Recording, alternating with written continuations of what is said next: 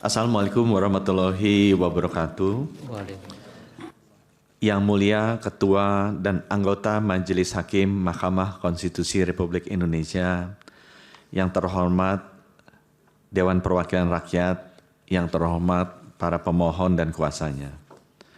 Dengan hormat, berdasarkan surat kuasa Menteri Sekretaris Negara atas nama Presiden yang memberikan kuasa dengan hak substitusi kepada Menteri Hukum dan Menteri Kesehatan dalam pengujian material Undang-Undang Nomor 17 tentang Kesehatan, Register Perkara Nomor 182/PUU 22/2024, perkenankan saya sebagai salah satu penerima kuasa membacakan resume keterangan Presiden yang mana keterangan utuhnya sudah kami sampaikan ke Paniteraan Mahkamah Konstitusi pada tanggal 28 Mei 2025.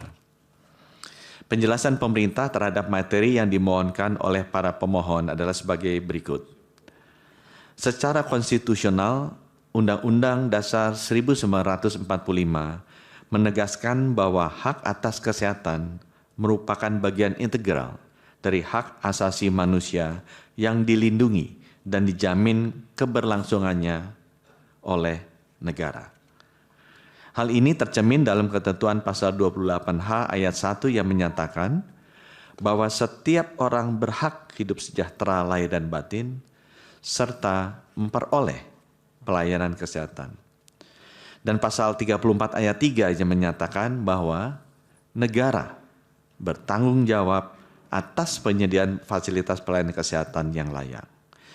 Dalam konstruksi konstitusi tersebut, kesehatan ditempatkan sebagai kebutuhan dasar setiap orang, sekaligus salah satu instrumen utama negara dalam memajukan kesejahteraan umum sebagaimana termaktub dalam tujuan bernegara.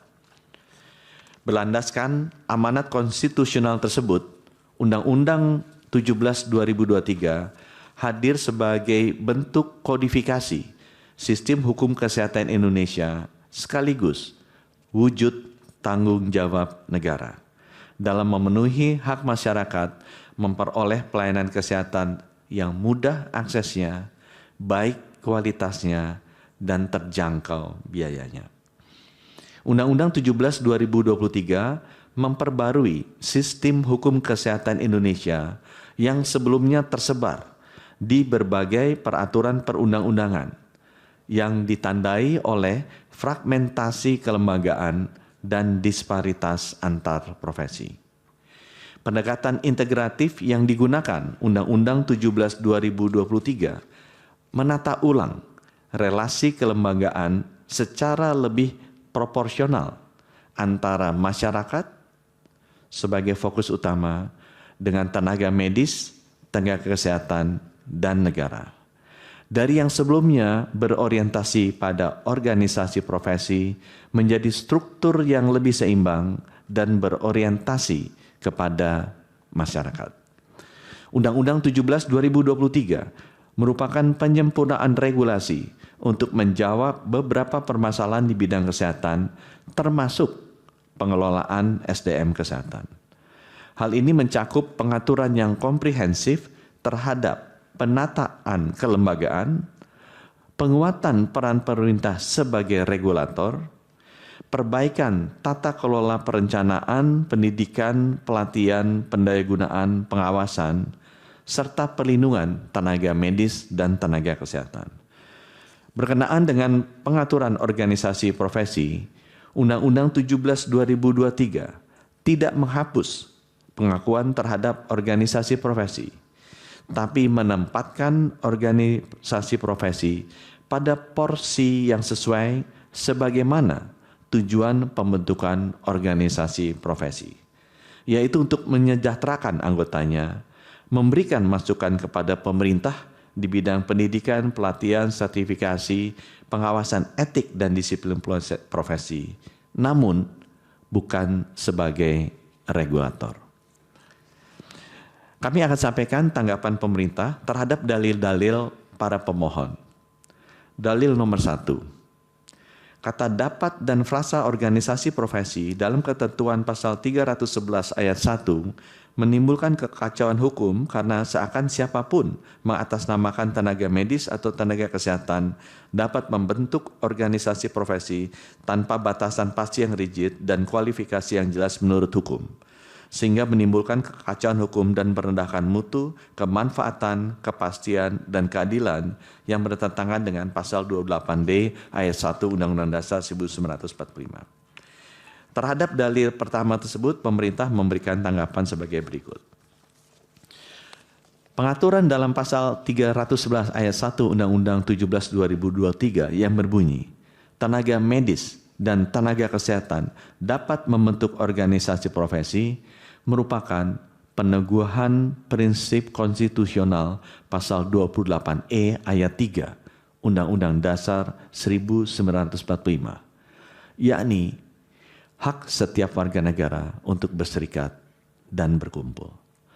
Norma ini bukan bentuk pelemahan terhadap organisasi profesi, melainkan justru merupakan pengakuan konstitusional atas hak berserikat dalam ranah keprofesian yang dilandaskan pada prinsip otonomi serta kebebasan individu dalam membentuk dan memilih wadah keilmuan secara terbuka.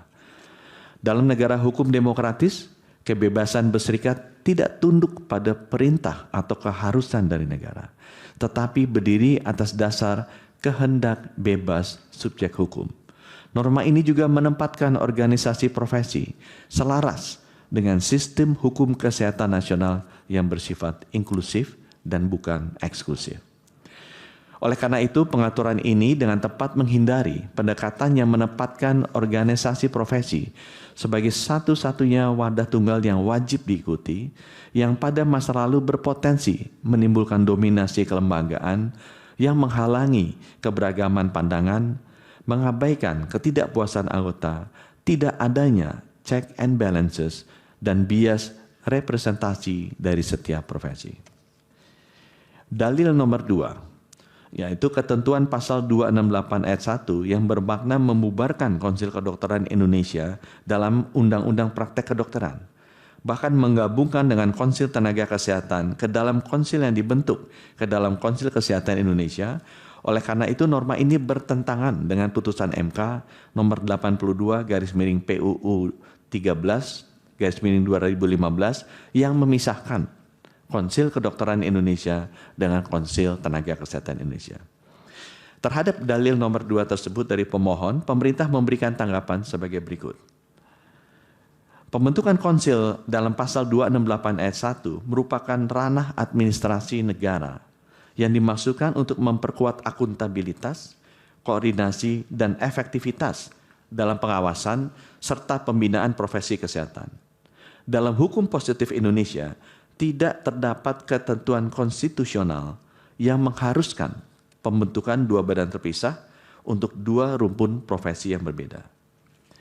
Bahwa putusan Mahkamah Konstitusi nomor 82 PUU 13 2015 menguji Undang-Undang nomor 36 tahun 2014 tentang tenaga kesehatan, yang pada saat itu keberadaan Konsil Kedokteran Indonesia diatur dalam undang-undang sebelumnya, yaitu Undang-Undang nomor 29 tahun 2024 yang masih berlaku pada saat itu dan tidak dicabut dengan Undang-Undang 36 2014. Hal itu sebagaimana dasar pertimbangan dalam putusan Mahkamah Konstitusi nomor 82 PUU 13 2015 poin 314 yang pada pokoknya menyebutkan, oleh karenanya untuk menyebatani kepentingan kedua belah pihak serta untuk melakukan penilaian terhadap kemampuan objektif dokter dan dokter gigi dalam memberikan pelayanan atas masyarakat dibentuk Konsil Kedokteran Indonesia yang terdiri atas Konsil Kedokteran dan Konsil Kedokteran Gigi sebagaimana diamanatkan dalam Undang-Undang nomor 29 tahun 2004 tentang praktek kedokteran. Berdasarkan pertimbangan tersebut, maka keberadaan Konsil Kedokteran Indonesia saat itu masih mendasarkan pada Undang-Undang 29 2004 yang masih berlaku. Namun dengan berlakunya Undang-Undang 17 2023 ini, Undang-Undang 29 2004 sudah dicabut dan tidak berlaku lagi. Putusan Mahkamah Konstitusi nomor 82 PU 13 2015 tersebut juga bisa dibaca secara sistemik dan kontekstual. Yang dilarang bukanlah penyatuan kelembagaan itu sendiri, melainkan pengaburan identitas dan otonomi fungsional masing-masing profesi dalam satu kerangka lembaga. Dengan kata lain, sepanjang struktur lembaga yang dibentuk mampu menjamin perlakuan yang adil, proporsional, dan terpisah dalam ruang kerja masing-masing rumpun profesi, maka tidak ada pelanggaran konstitusional dalam memayungi konsil masing-masing kelompok tenaga medis dan tenaga kesehatan di bawah Konsil Kesehatan Indonesia. Dalam konteks itu pula, pasal 268 Undang-Undang 17/2023 tidak hanya menetapkan keberadaan konsil, tapi juga membuka ruang bagi pengaturan internal dalam konsil untuk membedakan fungsi dan pengorganisasian antara tenaga medis dan tenaga kesehatan secara proporsional. Penyatuan kelembagaan tidak berarti unifikasi identitas profesi, melainkan bentuk koordinasi administratif dalam wadah kelembagaan negara yang terstandar agar lebih efisien dan responsif terhadap kebutuhan pelayanan kesehatan masyarakat. Konstitusionalitas pasal 268 ayat 1 Undang-Undang 17/2023 juga harus dimaknai sebagai jaminan negara atas hak atas kesehatan sebagaimana diatur dalam pasal 28H ayat 1 serta pasal 34 ayat 3 Undang-Undang Dasar 1945. Norma ini merupakan bagian dari komitmen negara untuk membentuk sistem pembinaan profesi kesehatan yang lebih terpadu dan dapat diakses oleh masyarakat luas secara transparan dan efisien. Penyatuan konsil merupakan strategi hukum kelembagaan yang tidak hanya rasional, tapi juga konstitusional dalam rangka memperkuat fungsi negara sebagai pelindung hak-hak warga negara atas layanan kesehatan yang aman dan berkualitas. Konsil Kesehatan Indonesia adalah rumah besar bagi konsil tenaga medis dan tenaga kesehatan, sehingga penyatuan tetap mempertimbangkan spesifikasi tenaga medis dan tenaga kesehatan masing-masing. Hal ini tergambar dengan pembentukan konsil masing-masing kelompok tenaga medis dan tenaga kesehatan sebagai bagian dari Konsil Kesehatan Indonesia.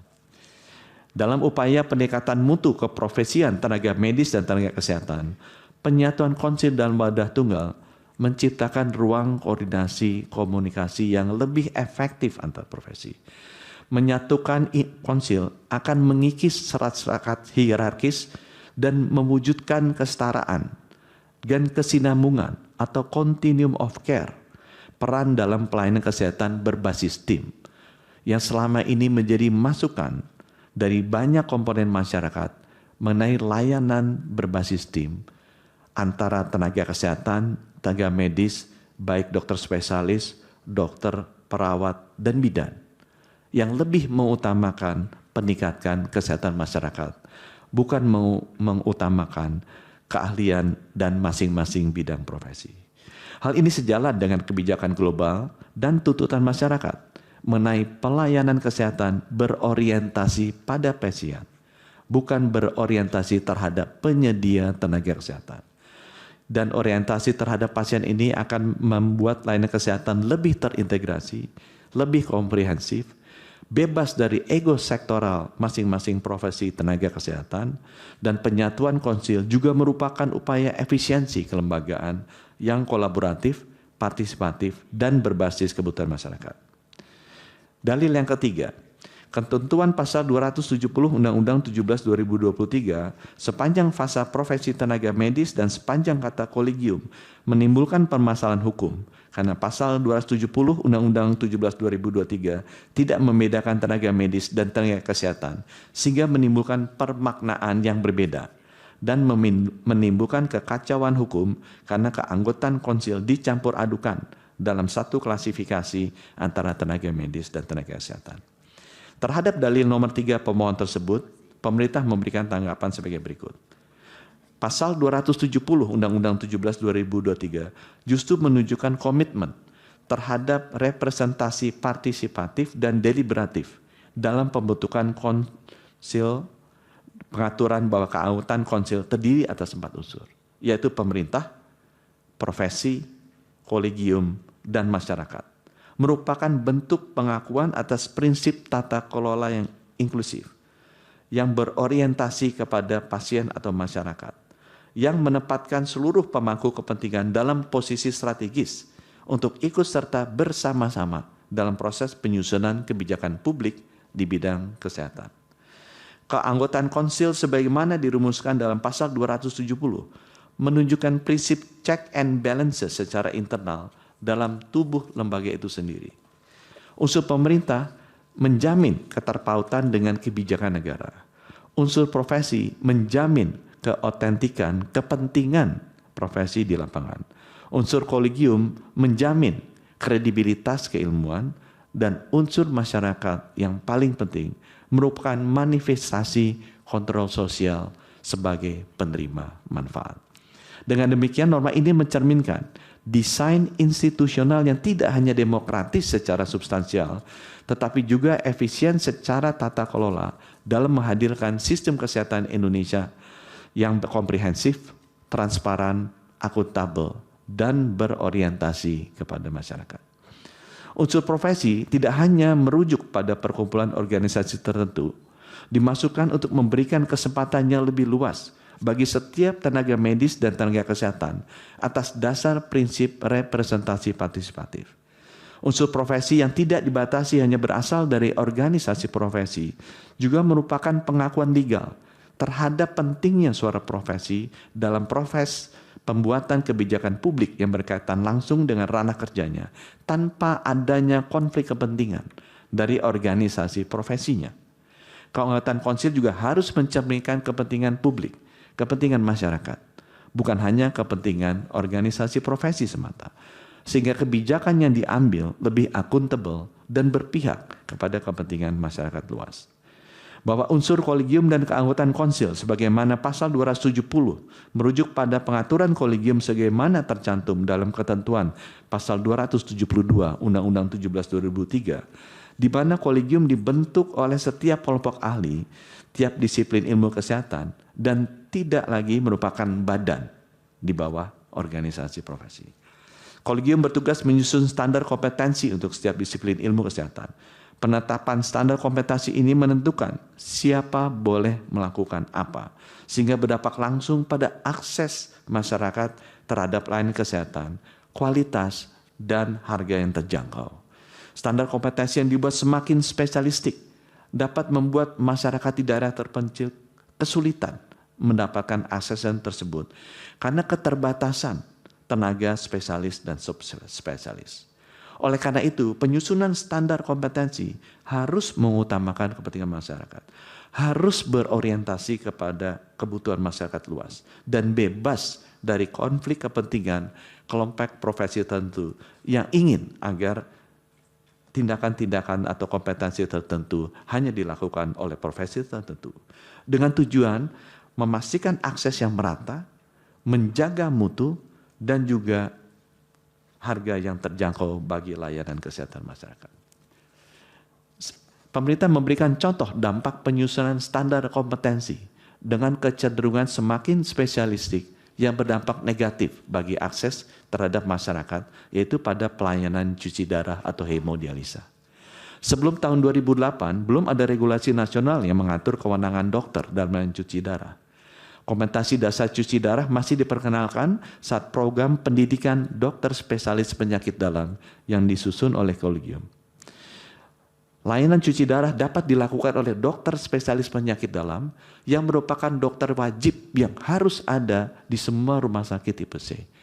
Dan sampai sekarang terus dikejar dan kita belum berhasil memenuhi 514 kabupaten kota dengan dokter spesialis penyakit dalam untuk melakukan layanan hemodialisa yang banyak dialami oleh masyarakat kita.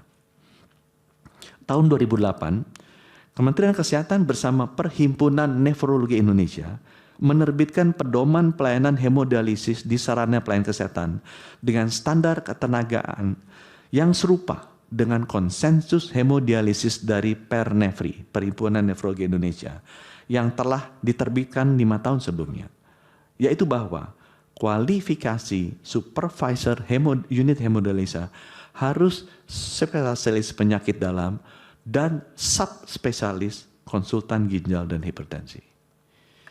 Penanggung jawab adalah spesialis penyakit dalam, subspesialis konsultan ginjal hipertensi, atau spesialis penyakit dalam dengan pelatihan hemodialisis. Pelaksananya adalah dokter umum dengan pelatihan hemodialisis. Ini mengubah secara drastis akses yang diberikan kepada masyarakat yang sebelumnya diberikan oleh spesialis penyakit dalam saja. Tahun 2009 diperkuat dengan standar profesi dokter spesialis penyakit dalam, terbitan dari Perhimpunan Dokter Spesialis Penyakit Dalam Indonesia atau PAPDI, yang mencantumkan bahwa hemodialisis adalah keterampilan tersertifikasi hingga dokter spesialis penyakit dalam yang sudah kita sebar hampir ke 514 kabupaten kota yang belum kita bisa penuhi kebutuhannya, tidak lagi memperoleh keterampilan ini selama pendidikan dasar. Keterampilan ini ditarik ke atas untuk spesialis penyakit dalam, subspesialis ginjal hipertensi yang sangat sedikit jumlahnya di negara ini. Tahun 2010 standar ketenagaan pelayanan hemodialisis semakin diperketat melalui peraturan Menteri Kesehatan nomor 812 yang meliputi supervisor. Itu yang Pak Menteri baca itu ringkasan yang mana itu? Halaman 7 ini Pak. Ya tapi nggak ada 2010-nya nggak ada, tadi 2008 nggak ada. Ada ringkasan lain selain yang diserahkan hakim? Bu Indah? Iya, ini ada ringkasan baru itu dia kan. Udah diserahkan ke sana. Serahkan dia tapi beda. Nanti diserahkan yang dibaca Pak Menteri ini ya, Ya. supaya melengkapi. Ini tidak ada tadi yang 2008 tidak ada. Yang ada 2003 dan 2009. 2010 juga nggak ada Pak. Nanti serahkan ya. Ya. Baik Pak. Lanjut Pak. Saya lanjut Pak. Tahun 2010 standar ketenagaan pelayanan hemodialisis semakin diperketat melalui peraturan Menteri Kesehatan nomor 812 yang meliputi supervisor harus spesialis penyakit dalam, subspesialis ginjal hipertensi, dan penanggung jawab minimal dokter spesialis penyakit dalam dengan pelatihan hemodialisis. Tidak ada lagi peran dokter umum sebagai pelaksana. Tahun 2014 hal ini semakin ditegaskan melalui standar kompetensi dokter spesialis penyakit dalam dari Kolegium Ilmu Penyakit Dalam atau PAPDI yang disahkan oleh Konsil Kedokteran Indonesia bahwa kompetensi hemodialisis oleh spesialis penyakit dalam yang sudah kita sebarkan ke 514 kabupaten kota hanya terbatas pada diagnosis dan rujukan. Tahun 2018, standar ketenagaan ini semakin diperketat dengan peraturan Konsil Kedokteran Indonesia nomor 54 tentang registrasi kualifikasi tambahan dokter spesialis bahwa penanggung jawab pelayanan cuci darah yang sebelumnya dapat dilakukan oleh spesialis penyakit dalam dengan pelatihan hemodialisis 3 bulan harus ditingkatkan menjadi spesialis penyakit dalam dengan fellowship minimal 6 bulan dan mendapatkan sertifikat kompetensi tambahan. Pengetatan demi pengetatan ini yang mulia mengakibatkan akses masyarakat terhadap layanan hemodialisis semakin sulit. Banyak penderita yang harus cuci darah tidak bisa mendapatkan akses. Dari target 569 rumah sakit jejaring pengampuan ginjal di 514 kabupaten kota, baru 338 rumah sakit yang memiliki spesialis penyakit dalam, subspesialis ginjal hipertensi. Sehingga mereka baru bisa melakukan layanan cuci darah. Bapak Ibu yang kami muliakan, ketika kewenangan kolegium yang berdampak pada hajat hidup orang banyak berada di bawah organisasi profesi yang memiliki kepentingan untuk melindungi dan mensejahterakan anggotanya, maka potensi konflik kepentingan menjadi sangat besar. Padahal penyusunan standar kompetensi harusnya berorientasi pada pemenuhan kebutuhan layanan kesehatan masyarakat secara luas dan merata, tanpa mengorbankan mutu layanan. Oleh karena itu, demi menjaga kepentingan masyarakat luas, Undang-Undang 17 2023 dan Peraturan Presiden 28 2024 menegaskan bahwa kolegium adalah kumpulan ahli dari berbagai disiplin ilmu kesehatan yang menjalankan tugas dan fungsinya secara independen.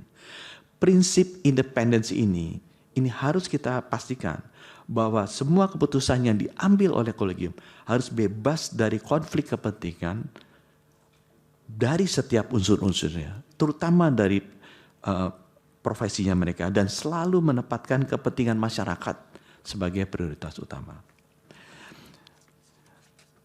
Masukan yang keempat dari pemohon adalah Ketentuan pasal 272 ayat 1 Undang-Undang 17 2023 sepanjang frasa kelompok ahli merupakan norma yang terbuka dan tanpa batasan jelas serta kriteria pasti sehingga menimbulkan ketidakpastian hukum dan frasa ilmu kesehatan tidak konstitusional bersyarat sepanjang untuk tenaga medis body of knowledge dari ilmu kedokteran memiliki karakteristik dan pendidikan profesi yang berbeda dengan ilmu kesehatan serta kolegium secara konsisten berbeda dengan kolegium untuk tenaga kesehatan. Terhadap dalil keempat dari pemohon tersebut, pemerintah memberikan tanggapan sebagai berikut. Bahwa kolegium merupakan lembaga yang bertugas mengembangkan cabang ilmu, sehingga harus diisi oleh kelompok ahli di bidangnya dan tidak hanya dibatasi dari kelompok ahli organisasi profesi. Pengembangan cabang disiplin ilmu yang dilakukan oleh kolegium dapat berupa pemanfaatan teknologi dalam pelayanan kesehatan yang membutuhkan keilmuan yang lebih berkembang, ide progresif, dan semangat kolaboratif lintas latar belakang. Sehingga kelompok ahli tidak harus dibatasi hanya berasal dari organisasi profesi.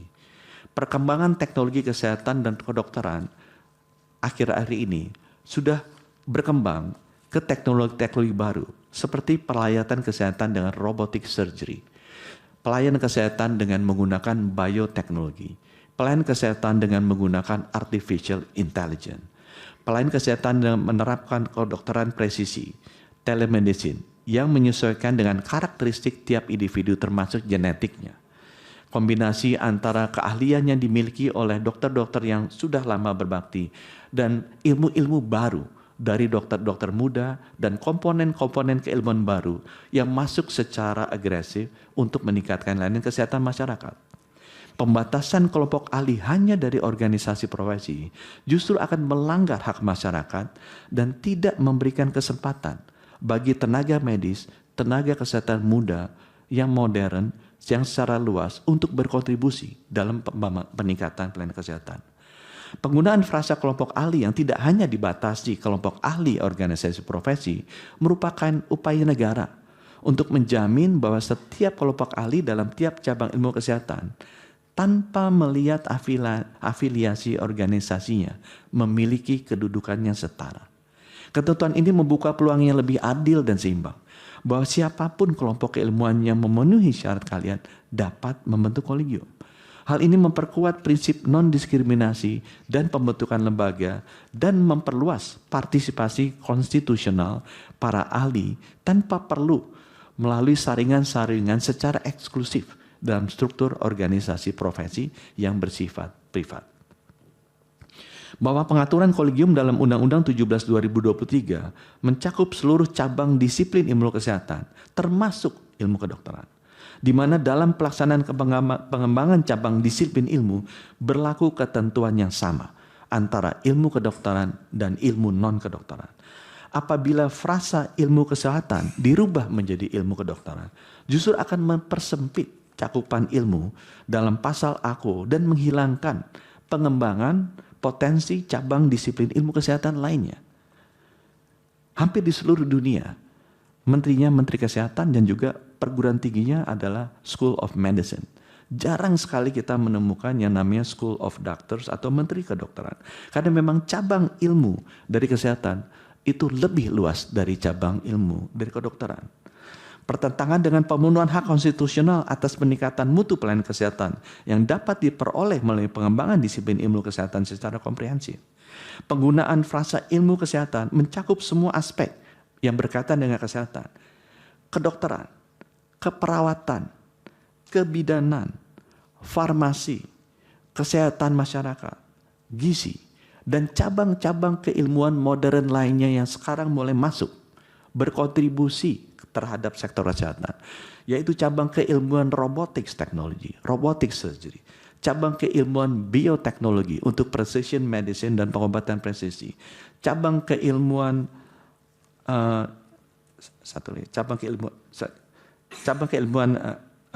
robotics teknologi, cabang keilmuan bioteknologi yang menunjukkan bahwa seluruh bidang ilmu kesehatan memiliki peran penting dalam sistem kesehatan nasional. Tadi saya terlewat yang artificial intelligence. Terkait dengan frasa kolegium, hal ini sesuai dengan penjelasan sebagaimana tersebut di atas bahwa konsep kolegium dalam Undang-Undang 17 2023 yang tidak lagi menempatkan kolegium di bawah organisasi profesi merupakan bagian dari transformasi tata kelola SDM kesehatan dalam rangka peningkatan profesionalisme tenaga medis dan tenaga kesehatan yang di dalamnya mencakup aspek mutu dan kompetensi. Untuk itu posisi kolegium diperkuat dan ditarik menjadi alat kelengkapan konsil agar lebih fokus dalam ranah pengembangan keilmuan dan pendidikan yang akan mendukung pemerintah dalam upaya penyediaan pelayanan kesehatan yang mudah diakses.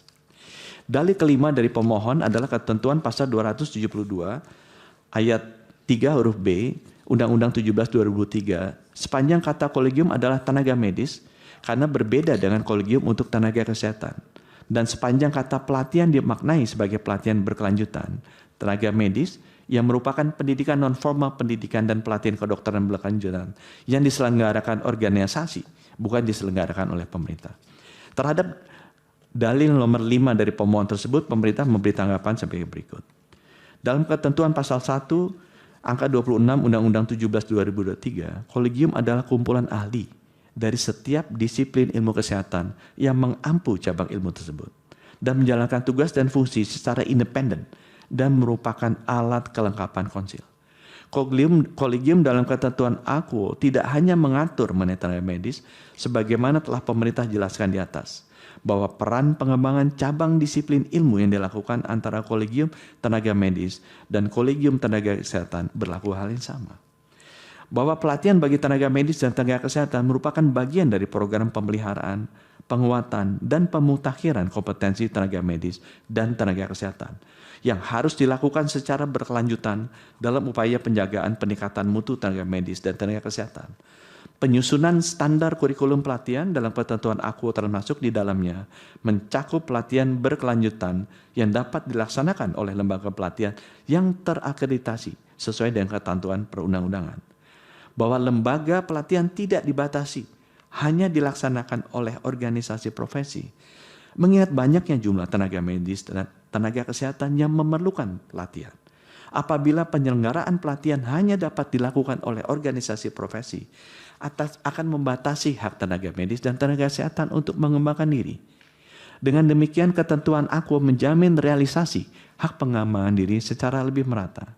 Saat ini telah dilaksanakan pelatihan bidang kesehatan yang dilakukan oleh lembaga pelatihan terakreditasi, baik organisasi profesi, baik perguruan tinggi maupun universitas, baik fasilitas pendidikan pemerintah, baik fasilitas juga milik pendidikan masyarakat, antara lain lembaga penelitian yang dimiliki oleh fasilitas kesehatan, perguruan tinggi, organisasi profesi.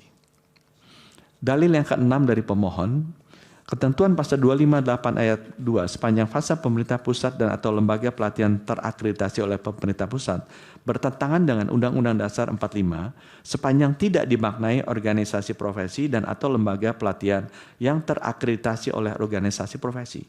Karena pendidikan dan pelatihan untuk meningkatkan kompetensi tenaga medis, dokter dan dokter gigi merupakan bagian dan urusan yang melekat pada tenaga medis, bukan pemerintah pusat.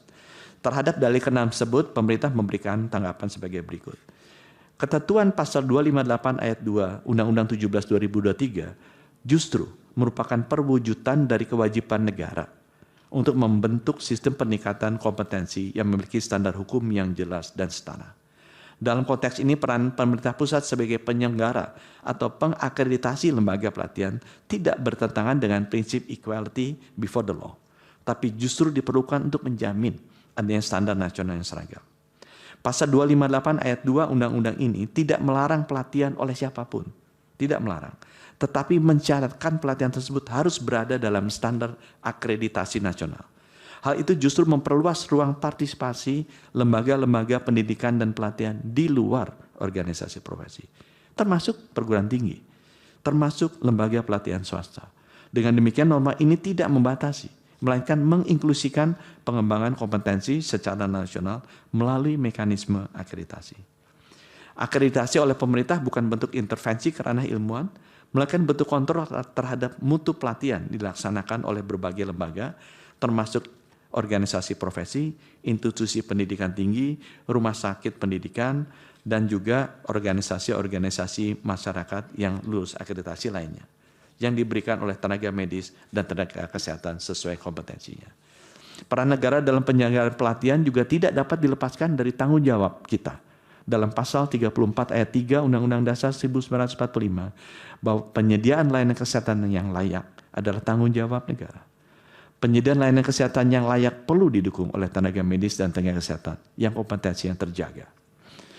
Dalil nomor 7 dari pemohon mengenai ketentuan pasal 264 ayat 1 huruf B Undang-Undang 17 2023 sepanjang frasa tempat praktek bertentangan dengan Undang-Undang Dasar 1945 sepanjang tidak dimaknai tempat praktek dengan rekomendasi organisasi profesi sepanjang untuk tenaga medis. Karena meniadakan syarat rekomendasi organisasi profesi dalam menerbitkan SIP tenaga medis adalah meniadakan hak konstitusional pemohon atas perlindungan dan kepastian hukum yang adil bagi tenaga medis sesuai pasal 28D ayat 1 Undang-Undang Dasar 45. Terhadap dalil ke-7 tersebut, pemerintah memberikan tanggapan sebagai berikut. Dihilangkannya rekomendasi organisasi profesi pada prinsipnya untuk menyederhanakan birokrasi perizinan tenaga medis dan tenaga kesehatan sebagai upaya pemerintah dalam meningkatkan kualitas pelayanan publik. Dalam menerbitkan izin praktek, negara harus memegang kendali penuh karena negara lah yang bertanggung jawab memberikan perlindungan publik, akuntabilitas demokratis, dan keadilan sosial dalam sistem kesehatan nasional sehingga dapat menjamin setiap warga negara untuk memperoleh pelayanan kesehatan yang layak. Kewajiban rekomendasi organisasi profesi sebagai salah satu syarat penerbitan surat izin praktek justru membatasi hak warga negara untuk mendapatkan pekerjaan dan penghidupan yang layak. Karena menambah persyaratan di luar aspek pemenuhan kompetensi yang telah dipersyaratkan sebelumnya melalui surat tanda registrasi dan sertifikat kompetensi.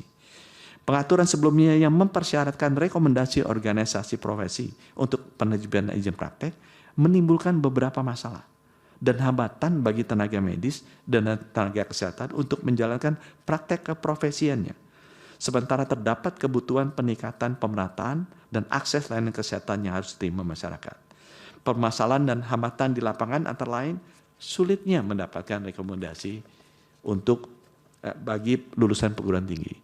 Sulitnya kita bekerja di daerah tertentu yang sudah ada senior-senior dokternya ada di sana dan tidak diberikannya rekomendasi untuk penambahan medis di satu rumah sakit atau di satu daerah tertentu.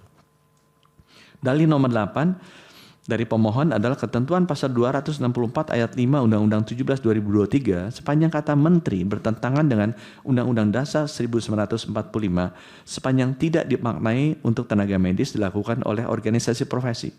Karena pemenuhan kecukupan satuan kredit profesi adalah turunan dari penyelenggaraan pendidikan dan pelatihan berkelanjutan yang merupakan hal yang absah dan konstitusional dalam wewenang melekat pada organisasi profesi.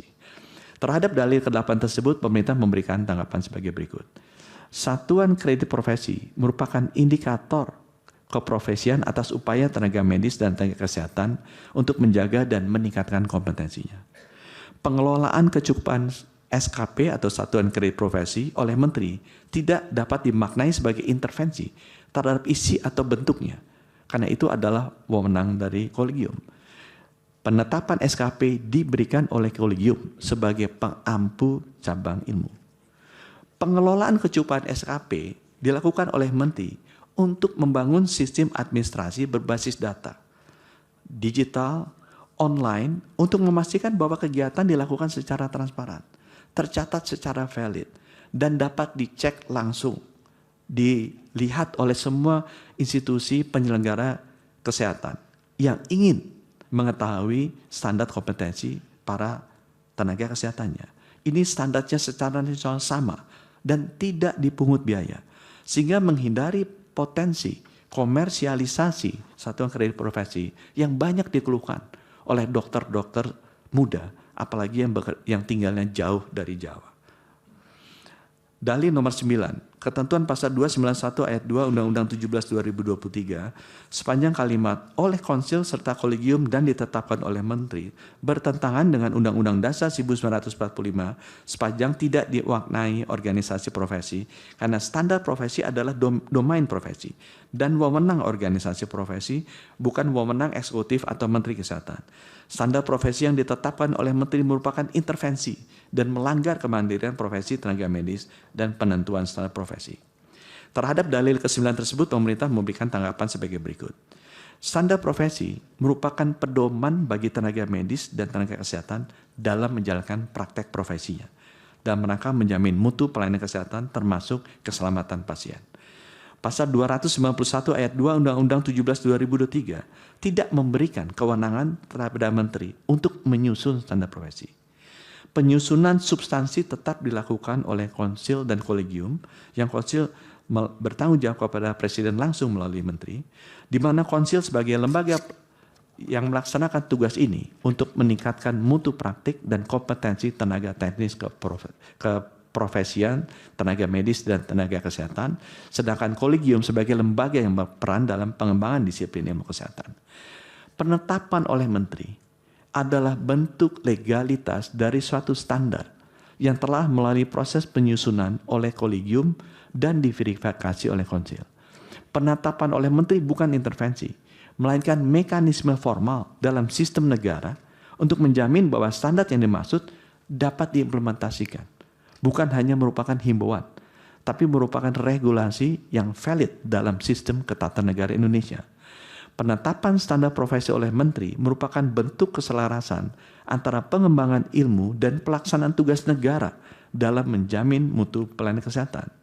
Tidak adanya standar nasional, di mana satu fasilitas kesehatan bisa berbeda dengan yang lain, kalau tidak ditetapkan oleh negara, justru akan menyebabkan keragaman mutu layanan, perbedaan kualitas layanan yang berbahaya dan tidak adil bagi hak konstitusional masyarakat. Dalil ke-10, ketentuan pasal 421 ayat 1 Undang-Undang 17 2023, sepanjang penyelenggaraan kesehatan bertentangan dengan Undang-Undang Dasar 1945, sepanjang tidak dimaknai untuk tenaga medis, dilakukan bersama organisasi profesi tenaga medis, karena pengawasan terhadap tenaga medis dalam penyelenggaraan layanan medis dalam hal tindakan medis melakukan praktek kedokteran adalah domain dan wewenang organisasi profesi, bukan pemerintah pusat dan pemerintah daerah. Terhadap dalil ke-10 tersebut, pemerintah memberikan tanggapan sebagai berikut. Dalam pelaksanaan praktek tenaga medis dan tenaga kesehatan, perlu dilakukan pengawasan yang bertujuan untuk mengendalikan penyelenggaraan pelayanan kesehatan agar efektif, kualitasnya baik, dan efisien, harga terjangkau. Serta memastikan penyelenggaraan kesehatan dilaksanakan sesuai dengan ketentuan peraturan perundang-undangan. Dalam hal ini praktik yang dilakukan oleh tenaga medis dan tenaga kesehatan harus sesuai dengan standar profesi, standar pelayanan, standar prosedur operasional, dan etika profesi, serta mengutamakan kebutuhan kesehatan pasien. Sehingga pemerintah harus melakukan pengawasan. Pengawasan penyelenggaraan kesehatan oleh pemerintah pusat dan pemerintah daerah, sebagaimana ketentuan pasal 421 Undang-Undang 17 2023, dapat mengikutsertakan masyarakat. Hal itu sejalan dengan konsep pengawasan sebagaimana diatur dalam pasal 1149 Peraturan Pemerintah Nomor 28 Tahun 2024 tentang Peraturan Pelaksanaan Undang-Undang Nomor 17 Tahun 2023 tentang Kesehatan, yang mengatur bahwa pengawasan penyelenggaraan kesehatan dapat melibatkan konsil, dapat melibatkan kolegium, majelis disiplin profesi, dapat melibatkan organisasi profesi, organisasi kemasyarakatan, dapat melibatkan akademisi dan juga pakar. Pengawasan oleh pemerintah pusat dan pemerintah daerah bukan untuk mengambil alih seluruh fungsi layanan atau profesi, melainkan untuk memastikan bahwa seluruh penyelenggaraan kesehatan, baik yang dilakukan oleh negara maupun oleh masyarakat, termasuk swasta dan profesi, sejalan dengan ketentuan peraturan perundang-undangan. Para pemohon keliru jika menafsirkan pengawasan berarti intervensi terhadap independensi profesi. Pengawasan oleh pemerintah pusat dan pemerintah daerah dapat melibatkan salah satunya organisasi profesi. Pengawasan diperlukan untuk menjalankan prinsip kehati-hatian dalam urusan pemerintah yang menyangkut keselamatan warga negara. Tanpa pengawasan oleh pemerintah, tidak akan ada mekanisme sistematis untuk memastikan mutu, kepatuhan standar, memastikan harga yang wajar, baik obat maupun layanan kesehatan, untuk kepentingan masyarakat. Oleh karena itu, frasa melakukan pengawasan terhadap setiap penyelenggara kesehatan harus dimaknai sebagai bentuk pengawasan teknis dan administratif yang merupakan tanggung jawab konstitusional pemerintah. Dalil nomor 11. Ketentuan pasal 442 Undang-Undang 17 2023 bertentangan dengan Undang-Undang Dasar karena ada kesenjangan yang tidak proporsional antara rumusan sanksi yang dikenakan dengan perbuatan yang dilarang dalam pasal 442. Perumusan sanksi pidana dalam pasal 442 adalah tidak bersesuaian sehingga menjadi pemidanaan yang menimbulkan kerugian konstitusional setiap orang termasuk para pemohon. Terhadap dalil nomor 11 tersebut, pemerintah memberi tanggapan sebagai berikut. Bahwa hak atas kesehatan sebagai dijamin dalam pasal 28H ayat 1 dan pasal 34 ayat 3 Undang-Undang Dasar 1945 tidak dapat dipisahkan dari jaminan atas keselamatan pasien. Penempatan tenaga medis dan tenaga kesehatan yang tidak memiliki SIP dalam suatu institusi pelayanan kesehatan merupakan bentuk kelalaian yang menimbulkan ancaman serius terhadap hak pasien atas layanan kesehatan yang bermutu. Berdasarkan hal tersebut, sanksi pidana dalam pasal 442 Undang-Undang 17 2023 bukan bentuk kriminalisasi administratif, melainkan bagian dari tanggung jawab negara dalam membentuk sistem hukum yang dapat mengatur dan mengawasi praktek keprofesian di bidang yang menyangkut keselamatan nyawa manusia. Apabila negara tidak menegaskan larangan ini dengan mekanisme sanksi, maka sistem perizinan akan kehilangan daya ikatnya dan masyarakat akan kehilangan perlindungan terhadap praktek tenaga medis dan tenaga kesehatan yang tidak kompeten. Dalam sistem hukum pidana, sanksi pidana terhadap pelaku yang mempekerjakan tenaga tanpa izin merupakan bentuk penegakan prinsip tanggung jawab dalam hukum administratif dan profesi, sebagaimana juga berlaku di sektor lain. Izin mengemudi, izin operasi rumah sakit, izin membangun, izin mengajar. Seseorang yang secara sadar menempatkan tenaga yang belum memiliki izin dalam memberikan pelayanan kesehatan harus memikul tanggung jawab hukum. Ketentuan ini justru menegakkan kepastian hukum baik bagi tenaga medis dan tenaga kesehatan yang baik, di satu sisi lain juga melindungi masyarakat dalam menerima layanan dari tenaga medis dan tenaga kesehatan yang juga kompeten. Sanksi pidana ini juga proporsional karena diberlakukan hanya kepada subjek hukum yang mempekerjakan secara tidak sah, bukan kepada semua pelaku hubungan kerja. Artinya norma ini tidak bersifat strict liability, tapi tetap tunduk pada prinsip tidak ada kejahatan tanpa kelalaian.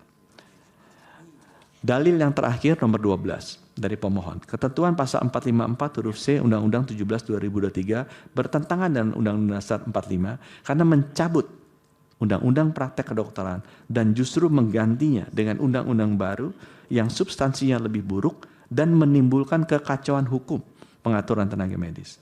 Pengaturan mengenai praktek kedokteran dan pengaturan tenaga medis diatur secara tersendiri sebagai lex specialis ke dalam satu undang-undang tersebut.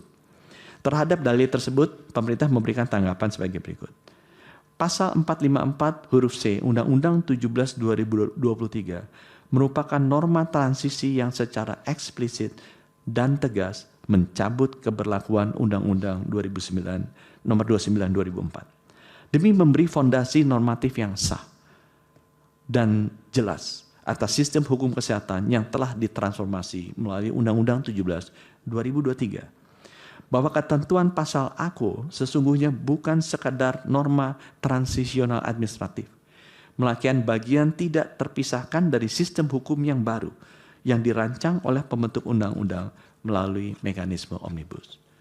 Undang-Undang 17 2023 disusun bukan hanya untuk memperbarui substansi, melainkan untuk menata ulang bangun kelembagaan dalam sistem kesehatan negara, termasuk kedudukan profesi dan relasi keilmuannya dengan negara dan juga dengan masyarakat.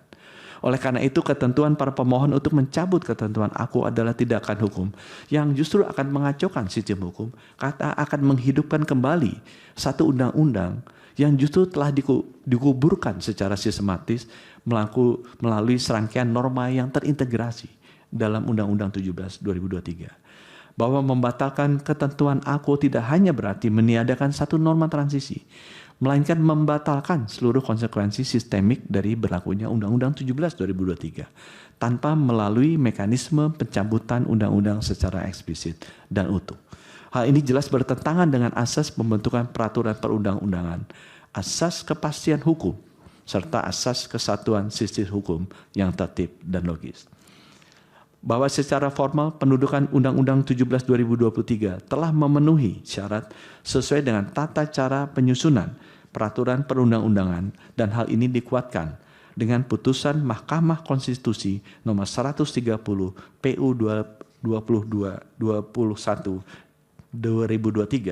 yang pada pokoknya menyatakan bahwa teknis penyusunan Undang-Undang 17 2023 telah sesuai dengan lampiran 2 Undang-Undang 12 2023. Bahkan struktur dan sistematika Undang-Undang 17 2023 telah sesuai dengan kaidah pembentukan undang-undang yang baik dengan metode omnibus yang menetapkan struktur penomoran yang sistematis sehingga mudah dibaca dan dipahami oleh pengguna dan pemangku kepentingan. Petitum. Berdasarkan keterangan tersebut di atas, pemerintah memohon kepada Yang Mulia Ketua, Yang Mulia Anggota Majelis Hakim Mahkamah Konstitusi Republik Indonesia yang memeriksa, mengadili, dan memutus permohonan pengujian dapat memberikan putusan sebagai berikut. 1. Menerima keterangan Presiden secara keseluruhan. 2. Menyatakan bahwa para pemohon tidak mempunyai kedudukan hukum. 3. Menolak permohonan para pemohon untuk seluruhnya atau setidak-tidaknya menyatakan permohonan para pemohon tidak dapat diterima. 4. Menyatakan bahwa ketentuan pasal 311 ayat 1, pasal 268 ayat 1, pasal 270, pasal 272 ayat 1, pasal 272 ayat 3, pasal 258 ayat 2, pasal 264 ayat 1 huruf B, pasal 264 ayat 5, pasal 291 ayat 2, pasal 421 ayat 1, pasal 442, dan pasal 454 huruf C Undang-Undang Nomor 17 Tahun 2023 tentang Kesehatan tidak bertentangan dengan ketentuan pembukaan Undang-Undang Dasar 1945 alinea 4 pasal 27, pasal 28C ayat 1, pasal 28D ayat 1, pasal 28H ayat 1 Undang-Undang Dasar Negara Republik Indonesia tahun 1945. Demikian kami sampaikan atas perkenan dan perhatian yang mulia Ketua, Yang Mulia Anggota Majelis Hakim Mahkamah Konstitusi Republik Indonesia. Kami ucapkan terima kasih. Hormat kami Kuasa Presiden Menteri Kesehatan Budi Gunadi Sadikin. Minum dulu Pak Menteri, silakan. Wassalamualaikum warahmatullahi wabarakatuh. Waalaikumsalam. Baik, silakan kembali ke nanti yang keterangan-keterangan yang ada tambahan tadi Ibu diserahkan ya ke mahkamah. Ini jangan-jangan karena ada Pak Menteri sendiri yang akan membacakan terus ada tambahan-tambahan yang tidak diserahkan ke. Nah, ini berarti pesannya kuat bahwa sebaiknya Pak Menteri itu sering hadir di persidangan. Baik, ini karena banyak yang akan didalami, kebetulan Pak Menteri hadir. Jadi untuk pemberian keterangan dari pihak terkait mungkin tidak hari ini akan para hakim akan mendalami keterangan dari pemerintah dulu. Silakan dari Yang Mulia ada yang ingin disampaikan dari panel dulu. Yang Mulia Pak Arsul. Silakan Pak panel dulu, Pak Arsul. Terima kasih Yang Mulia Pak Ketua. Terima kasih Pak Menteri Kesehatan. Ini dokter honoris causa kalau mendengarkan keterangannya tadi, bukan dokter. Ya, dokter honoris causa. Ya. Terima kasih sekali lagi dan tentu kami mengapresiasi atas penjelasan yang komprehensif. Pak Menteri, biasanya pembentuk undang-undang, terlebih pemerintah, kalau mau melakukan reformasi di satu bidang, ini menggunakan kaidahnya pesantren. Ya. Al-muhafadzatu ala qotimi sholih, ya, wal ahdu bil jadidil aslah. mempertahankan yang lama yang baik, dan mengambil hal-hal baru yang lebih baik. Ya. Tapi di Undang-Undang Kesehatan, ya, yang saya lihat ini lebih kepada ya, menggusur yang lama dan kemudian meng-create yang baru. Ya. Ini seolah-olah mengasumsikan bahwa yang lama itu semuanya, organisasinya, cara kerjanya, itu nggak ada yang baik ini, atau kurang baik. Nah, ini persoalannya kemudian saya sampaikan tadi, ya, ini pernah saya sampaikan di sidang-sidang sebelumnya, bahwa pendekatan pemerintah yang berdasarkan kaidah tadi itu bisa kita lihat ketika menata ulang organisasi profesi advokat yang kemudian melahirkan Undang-Undang Nomor 18 tahun 2003. Pada saat itu posisinya setidaknya ada 8 profesi advokat. Ya. Tetapi kemudian pembentuk undang-undang itu justru menetapkan agar organisasi advokat itu tunggal. Karena apa? Karena menyadari ketika organisasi advokat yang banyak itu tidak mudah kemudian membangun sebuah standar profesi advokat yang baik, mengawasi perilaku advokat yang tambah hari tambah banyak jumlahnya dengan standar yang berbeda-beda. Karena itu pemerintah pembentuk undang-undang pada saat itu bersama dengan DPR tentu kemudian menetapkan perintah di dalam undang-undang advokat itu agar dibentuk sebuah organisasi advokat yang bersifatnya tunggal. Ya, itu diatur di pasal 28. Ketika pemerintah membentuk Undang-Undang Nomor 11 tahun 2014 yang tentu ini Pak Menteri Kesehatan sangat mafhum, Undang-Undang tentang keinsinyuran, ya, maka pilihan pembentuk undang-undang adalah menguatkan organisasi profesi keinsinyuran yang tunggal itu, PII, bahkan dikuatkan. Ya.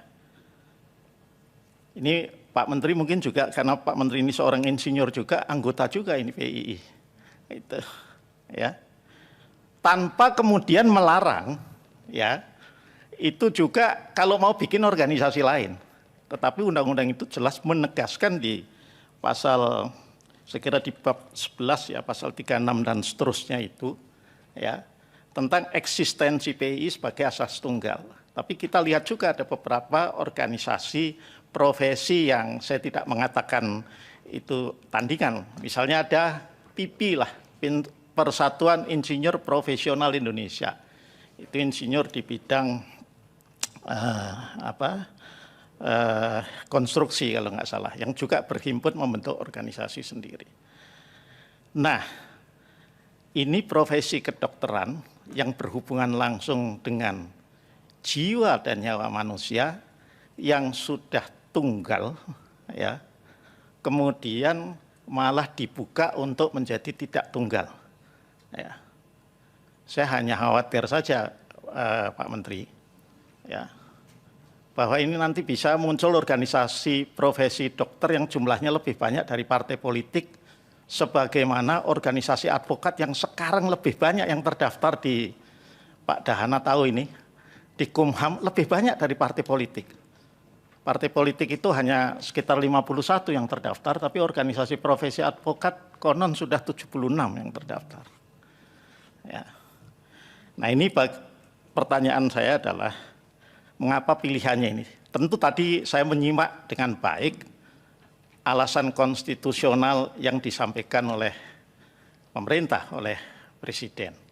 Dengan merujuk pasal 28E ayat 3 itu tadi. Tetapi hak konstitusional berserikat dan berkumpul itu, Pak Menteri, juga bukan hak yang underogable right. Itu hak yang derogable right, yang bisa dikurangi. Ya. Demi untuk kemaslahatan yang lebih besar.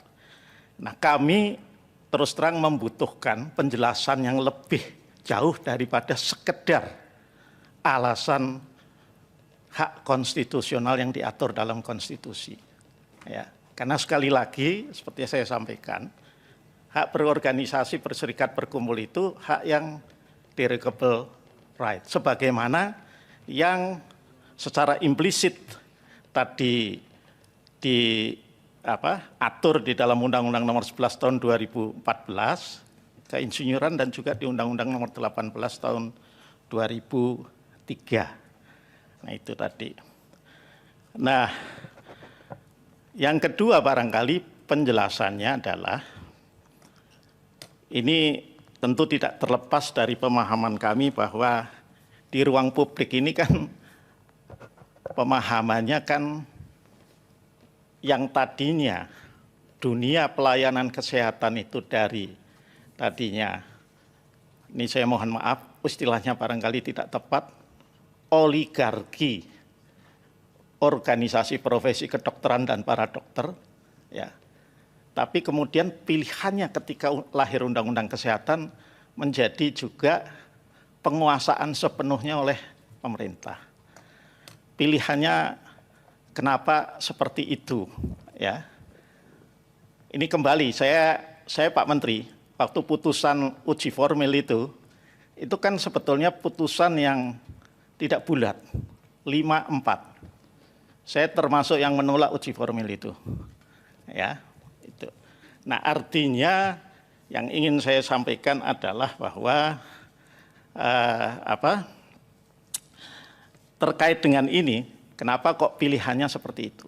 Ya, pilihannya dari katakanlah yang tadinya pemerintah quote unquote ya tidak memegang kendali seolah-olah apa benar apa enggak ini mesti harus didalami lagi menjadi kemudian pemerintah ya memegang sepenuhnya kendali atas pelayanan kesehatan. Iya memang betul bahwa pemerintah negara mempunyai kewajiban konstitusional untuk memberikan pelayanan kesehatan ya sebagai bagian dari memajukan kesejahteraan umum juga itu ya dari tujuan bernegara. Nah pilihannya kenapa tidak kemudian di tengah-tengah ya otonominya masih ada tapi kemudian juga kendali pemerintahnya juga tetap dilakukan. Nah ini kelihatan juga bacaan saya Pak Menteri kemudian bahwa penguasaan oleh pemerintah itu demikian ketat misalnya terkait dengan kolegium. Ya. Ini di pasal 272 ayat 4. Itu undang-undangnya mengatakan keanggotaan kolegium berasal dari para guru besar dan ahli bidang ilmu kesehatan. Ya. Tapi ini tidak tercermin di peraturan Pak Menteri loh, di Permenkesnya. Ya, kata ini nggak ada, tuh. Ya, sehingga kemarin ya ada juga disebut yang kemudian ketua kolegium yang konon ini ya Pak Menteri ya, belum judgement ya, hanya karena kedekatan dengan Pak Menteri dan lain sebagainya. Nah, barangkali kalau konsistensi antara apa yang diatur dengan undang-undang dan kemudian dalam peraturan pelaksanaannya itu benar-benar tercermin ya ini juga barangkali bisa juga menjadi jalan tengah karena begitu kemudian di Permenkesnya tidak kelihatan apa yang ada di dalam undang-undang ya barangkali itu kemudian bisa didalilkan belum tentu juga dalil ini bisa kami terima ya itu persoalan konstitusionalitas katakanlah pemohon kalau dalam perkara ini ya. Jadi dari saya itu saja. Sekali lagi terima kasih atas keterangan yang disampaikan atas nama Presiden. Kami kembalikan ya kepada Yang Mulia Pak Ketua. Masih panel yang Prof ini. Baik, terima kasih. Terima kasih kepada Pak Menteri atas keterangannya. Begini, ketika kemudian kita mencoba menyandingkan antara undang-undang yang ini adalah produk omnibus, itu kemudian dengan undang-undang yang lama, itu kan memang seharusnya di dalam produk yang baru ini paling tidak tergambarkan raison d'être-nya, asbabun nuzumnya paling enggak begitu. Apa sesungguhnya yang melatar belakangi Pak Menteri? Melatar belakangi atau problem apa sesungguhnya yang mendasar yang muncul sehingga ada perubahan yang begitu fundamental. Ini yang kemarin juga saya minta kepada DPR juga untuk bisa memberikan kejelasan soal ini. Kenapa? Karena kalau diikuti di dalam Undang-Undang Kesehatan yang sekarang ini memang dia hal-hal yang menyangkut latar belakang itu tidak tampak, termasuk dalam penjelasan umum. Itu yang perlu mendapatkan saya kira poin penting bagi kami untuk ada apa istilahnya background study-nya untuk memahami lahirnya undang-undang ini, kenapa saja, ada apa saja di balik semua itu. Itu saya kira menjadi penting. Kenapa? Karena memang kalau yang dimohonkan pemohon ini kan hampir semuanya itu dia meminta untuk dihilangkan semua yang berkaitan dengan menteri itu dihilangkan, begitu kurang lebih. Ini apa sih sebetulnya yang melatar belakangi pada waktu yang lalu? Ketika organisasi profesi, kolegium masih di bawah organisasi profesi, ada persoalan apa di situ? Itu saya mohon untuk dapat diberikan penjelasannya nanti yang lebih komprehensif soal itu. Termasuk yang kemudian muncul yang tadinya dia single menjadi multi itu kan kemudian yang dikhawatirkan itu adalah dampaknya itu kira-kira ada nggak kepada standar yang berganda atau kemudian standarnya tidak tunggal lagi. Itu apakah ada dampak ke arah itu? Itu mohon nanti juga dapat diberikan penjelasan tambahan. Kenapa? Karena yang dimohonkan di sini ini salah satu yang dimohonkan menyangkut soal independensi, itu kan cukup kuat itu dijelaskan mengenai independensi dari kolegium. Nah ini sejauh mana sebetulnya jaminan peran kolegium itu bisa kemudian independen untuk dilaksanakan. Itu juga mohon dapat ada penjelasan soal itu. Termasuk menghilangkan kemungkinan khawatir standar yang tidak lagi satu tetapi kemudian standarnya menjadi ganda karena organisasinya tidak lagi tunggal itu. Termasuk contoh yang diambil di dalam, saya kebetulan membacanya yang keterangan lengkapnya Pak Menteri, yang keterangan lengkapnya justru yang saya baca, saya ikuti. Contoh misalnya yang di Korea, itu kan dia yang tadinya single menjadi multi organisasi. Itu apakah punya latar belakang yang sama dengan yang terjadi di Indonesia? Itu juga mohon nanti dapat keterangan soal itu. Kemudian yang berikutnya Pak Menteri, ini kan ada kekhawatiran juga, misalnya pasal 220 ayat 2. Menyangkut standar kompetensi yang disusun oleh kolegium dan ditetapkan oleh menteri. Ini sejauh mana Pak penetapan menteri itu sebetulnya bentuk dari besikingnya atau ada kemungkinan kemudian mengubah yang sudah ditetapkan oleh kolegium kemudian ini diubah ketika ditetapkan oleh menteri. Nah, ini kekhawatiran itu bagaimana Pak untuk menyikapinya? Karena kekhawatirannya kan menyangkut ini jangan-jangan nanti sentralistik larinya begitu Pak Menteri. Ini mohon nanti bisa ditambahkan uraian soal itu. Saya kira poin itu saja yang saya mohonkan untuk ditambahkan. Terima kasih.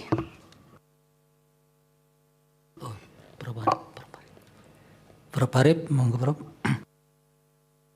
Ya, ini petugas panelnya duluan ya.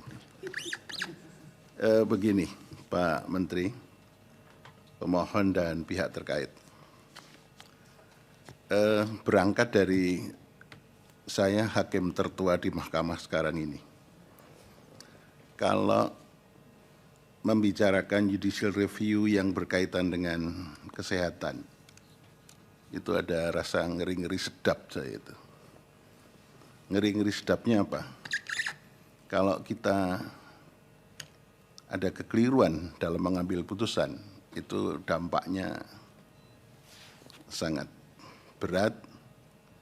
Ya, yang harus kita pertanggungjawabkan tidak hanya kepada negara dan bangsa, tapi kita pertanggungjawabkan kepada Tuhan yang Maha Kuasa. Itu ngeri-ngeri sedapnya di situ. Ya, karena profesi kedokteran dan masalah kesehatan adalah masalah yang sangat urgent bagi bangsa ini. Berangkat dari situ, saya melihat begini, kita harus mendudukkan yang pertama yang harus saya sampaikan. Kita jangan mendikotomikan antara pemohon yang seolah-olah organisasi profesi berhadapan dengan negara. pihak pemerintah itu mewakili negara dan para pemohon mewakili organisasi profesi berhadapan secara diametral. Sebetulnya keduanya kan mempunyai tujuan yang sama. Sesuai dengan amanat pembukaan Undang-Undang Dasar yang kita anut. Sesuai dengan apa yang kita pahami bersama, bahwa seluruh aspek kehidupan berbangsa dan bernegara di Indonesia disinari oleh sinar ketuhanan Yang Maha Esa.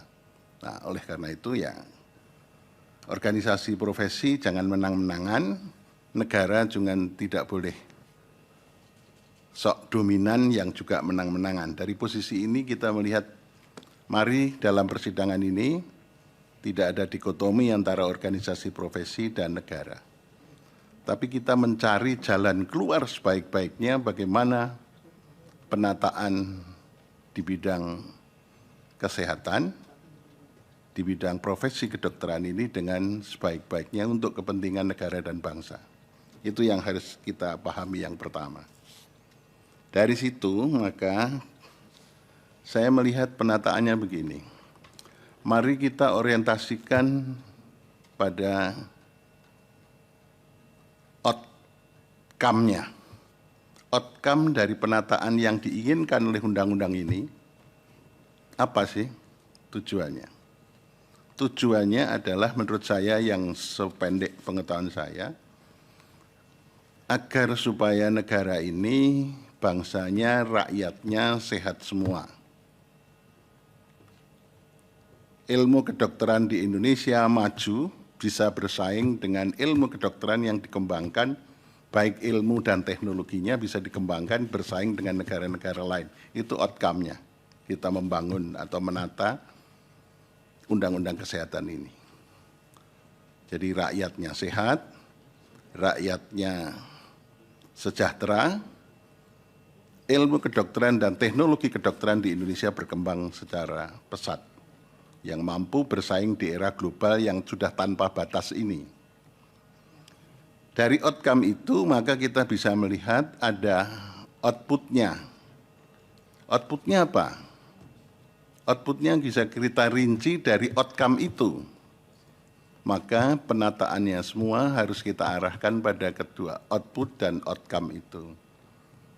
Outcome-nya ya itu tadi, penataan yang baik supaya rakyat mendapat pelayanan kesehatan yang murah, memperoleh obat yang murah, menjadi sehat semua. Begitu juga profesi kedokteran dan para dokter ini sehat dan sejahtera dan juga kehidupannya baik. Ya, jadi pendidikan kedokteran juga menjadi murah, berpraktek kedokteran juga menjadi murah, untuk mendapat izin praktek juga murah, sehingga tidak membebani siapapun dan juga tidak membebani rakyat terutama. Dari output itu, maka mari kita pikirkan bersama menata undang-undang kesehatan ini dengan sebaik-baiknya. Jangan kemudian misalnya dalam permohonan, kita lihat permohonan ini apa yang dilakukan penataannya tidak baik semua, harus ditandakan bertentangan dengan Undang-Undang Dasar. Begitu juga dari Pak Menteri dan pemerintah mengatakan ini semua tidak bertentangan, bahwa ini sudah baik. Begitu juga pada pihak terkait. Kenyataan empirik sekarang sudah ada ID dan satunya yang dipimpin oleh Mas Janjang. Saya kebetulan kenal tentara itu ya dengan baik, karena bapak saya pernah dioperasi di RST Semarang, bapak mertua saya, oleh Mas Jajang.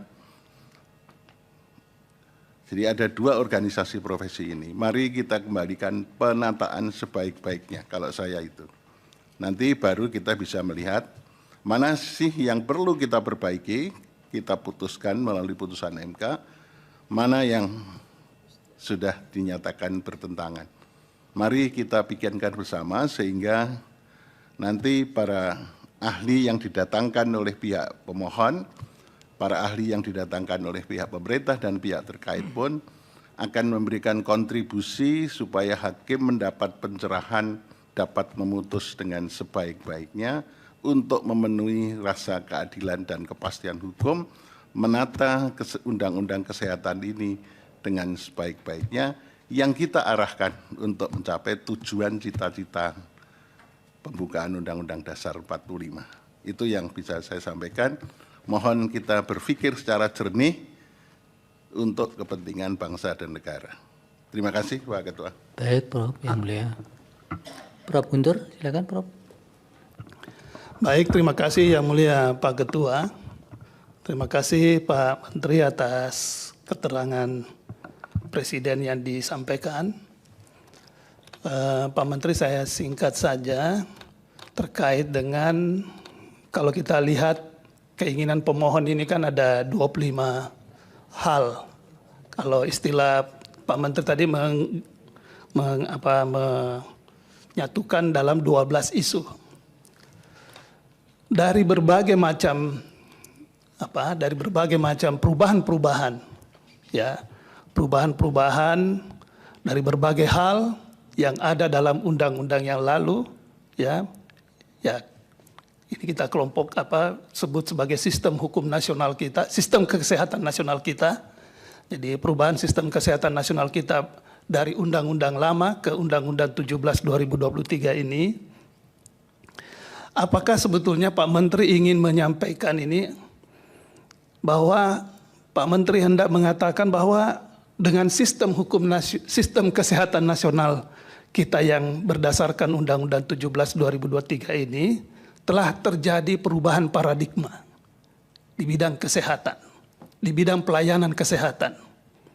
Jadi terjadi perubahan paradigma di bidang pelayanan kesehatan yang lebih berbasis pada kepentingan pasien, masyarakat atau kemaslahatan orang banyak, ya, dan lebih efektif, efisien serta merata.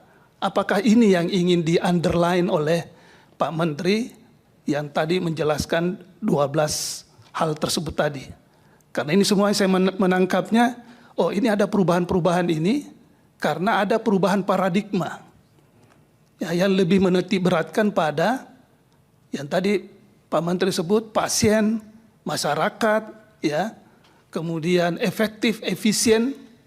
Nah, apakah memang ini yang terjadi di negara kita ini? Sehingga ini kemudian dijemput dengan, ya harus dengan Undang-Undang 7 seperti dalam yang disebutkan dalam Undang-Undang 17 2023. Saya tidak membicarakan komponen-komponennya karena kalau itu pertanyaan saya jadi banyak gitu. Tapi cukup ini saya mau mengatakan apakah sebetulnya Pak Menteri ingin menyatakan bahwa ini, ya, please para dokter sekarang ini paradigmanya sudah berubah, ya, sehingga mau tidak mau, ya, mau tidak mau, suka tidak suka, semua harus menyesuaikan dengan paradigma ini, ya, sehingga ini yang lebih sejalan dengan, ya, tujuan nasional kita yang dalam rangka kesejahteraan umum gitu. Nah, apakah itu? Nah, kalau memang seperti itu, ya, yang saya sebetulnya tadi terakhir saya pengen dengar itu kesimpulannya, bahwa kesimpulan dari apa yang disampaikan tadi ada perubahan paradigma di bidang pelayanan kesehatan. Nah, mungkin itu. Nah, kalau memang itu nanti bisa disampaikan dalam keterangan tambahan kalau Pak Menteri ingin menyampaikan. Tetapi itu juga perlu beberapa item yang disampaikan oleh Pak Menteri perlu juga dilengkapi dengan penguatan argumentasi. Misalnya ada beberapa aspek kita mau mendengar ini benchmarknya di mana, ya, ini best practice-nya ini di mana ini, di negara mana nih? Ya, tadi contohnya misalnya kalau itu dari organisasi tunggal kemudian yang multi itu kan ada beberapa. Nah, ini yang perlu disampaikan. Apakah memang trennya mengarah ke sana? Sehingga ya kita juga teman-teman misalnya para yang profesi dokter ya juga harus menyesuaikan dengan tren global. Karena bagaimanapun juga isu kesehatan ini ya isu global, bukan isu hanya di tanah air kita. Mungkin itu ya pikiran saya. Dan kalau memang seperti itu, ini tolong dijelaskan, ditambahkan dalam keterangan tambahan Pak Menteri nanti kalau ini. Termasuk tadi best practice-nya maupun benchmarking di negara-negara mana terjadi seperti yang Pak Menteri jelaskan tadi di paparannya. Mungkin itu dari saya, Pak Ketua. Terima kasih, saya kembalikan ke Pak Ketua. Prof. Saldi, silakan Yang Mulia. Terima kasih Pak Ketua. Pak Menteri, terima kasih sudah datang. Saya nggak tahu kapan Pak Menteri pertama datang ke Mahkamah. Jangan-jangan sekarang ya. Sudah ada juga sebelumnya ya. Lupa namanya Pak. Orang kalau sudah jarang ketemu jadi lupa begitu. Sebetulnya Pak Menteri, ini kan ada banyak ya permohonan tentang material undang-undang kesehatan. Kami sudah menyampaikan beberapa hal kepada perwakilan pemerintah untuk melakukan, misalnya kita di sidang sebelumnya minta, ayo dong bicara baik-baik lagi semua. Dan saya sudah baca juga Pak Menteri sudah undang beberapa dekan ya kalau nggak salah, dan tidak ada yang mau hadir. Itu soal yang harus Pak Menteri selesaikan. Itu gimana caranya begitu. Karena begini Pak Menteri, ini kan isu yang very complicated isu sebetulnya. Yang harusnya proses penglibatan semua pihak itu memang harus lebih intensif. Tapi ini kan kita tidak bicara soal uji formil lagi, itu sudah selesai. Tapi bukan berarti tidak ada ruang bagi pihak-pihak yang bertikai ini dalam tanda petik, biar agak lebih kedengarannya lebih mudah dipahami, bisa menawarkan solusi kepada mahkamah. Ini loh, ini kalau zero sum game, main-main menang-menang kalah-kalahan kan berbahaya untuk soal-soal yang seperti ini. Nah, kami menyampaikan sebelumnya bertemu pihak-pihak ini supaya nanti ada kerangka solusi yang jauh lebih konstruktif yang bisa ditawarkan. Bisa nanti disampaikan bersama-sama. Ini loh yang kami sepakati bersama-sama terkait dengan beberapa isu. Nah, itu sih sebetulnya tujuannya. Kenapa? Kalau begitu kami memutuskan, nah itu sudah repot, sudah sampai di tahap itu. Dan itu kan harus dilaksanakan, tidak bisa tidak. Itu tujuannya yang utama Pak Menteri. Jadi kalau teman-teman dari organisasi profesi, dari kolegium, dari fakultas kedokteran sebagai institusi pendidikan diajak rembuk ya datang dong gitu. Kalau nggak mau berarti nggak mau mencarikan jalan keluar. Jadi Pak Joni itu ingatkan juga, datang aja nggak apa-apa. Ini kan bukan kalah-kalahan atau menang-menangan ini.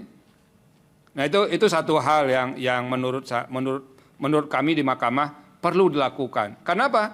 Kami ini orang yang memiliki pengetahuan yang terbatas tentang yang diperdebatkan ini. Nah kalau tidak ada solusi yang lebih komprehensif dari semua pihak, ya kami akan putuskan berdasarkan semua bahan yang dimasukkan ke kami. Yang kami yakin tidak semuanya dimasukkan. Itu Pak Menteri. Misalnya, kami pernah minta, tolong dong pemerintah sampaikan kepada kami. Apa sih catatan jelek pemerintah nih soal ID misalnya? Kita bicara terus terang saja.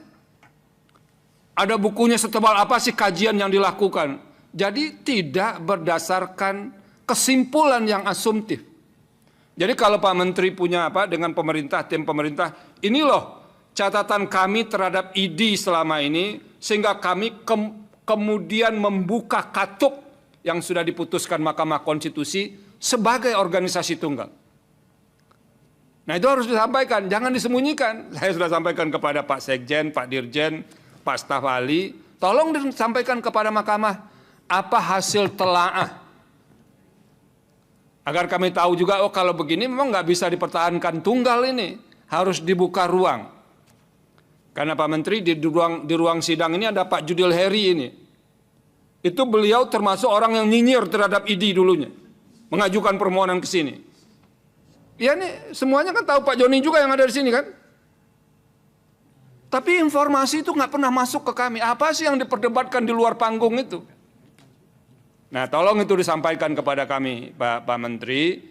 Karena begini biasanya kalau pembentuk undang-undang mau mengubah sebuah undang-undang, biasanya ditanya dulu kepada usernya. Usernya kan tidak ID saja. Jadi kalau sini mangguk-mangguk tidak ID saja. Kepada rakyat yang paling penting, apa sih problem selama ini. Tapi ID ditanya juga, kolegium ditanya juga, fakultas kedokteran ditanya juga. Nah, tolong itu kalau ada kajiannya, Pak Menteri, supaya kami bisa diberi pengayaan terhadap itu. Karena begini loh Pak Menteri, prinsip putusan Mahkamah Konstitusi, kalau kami sudah pernah putuskan, meskipun undang-undangnya diubah, sepanjang substansinya sama, kami masih bisa menggunakan pertimbangan sebelumnya, kecuali memang ada dasar argumentasi yang lebih kuat untuk kami bergeser. Ini pendirian standar ini di Mahkamah Konstitusi. Nah, tolong itu Pak Menteri disampaikan kepada kami berkaitan dengan apa? Dengan soal seperti ini, agar kemudian ini saya mendengar banyak suara nih dokter-dokter baru, baik yang tidak suka dengan ID maupun yang tidak suka dengan pilihan pemerintah ini. Jadi ketemu ada kegiatan alumni segala macam, nanya begitu. Ini katanya ID ini memang begitu dari dulu, saya enak perutnya aja katanya. Tak ketemu yang tidak suka pemerintah saya enak perutnya aja mengubah undang-undang ini. Nah, informasinya kan harus agak lebih detail dikasih ke kami Pak Menteri. Itu yang paling penting yang ingin kami peroleh, hasil studi pemerintah. Nah, yang tidak kalah pentingnya juga Pak Menteri, tolong disampaikan, ini ketika terjadi proses awal dulu, apa sih catatan-catatan keberatan yang disampaikan oleh teman-teman di organisasi profesi terhadap draft yang dibuat oleh pemerintah itu?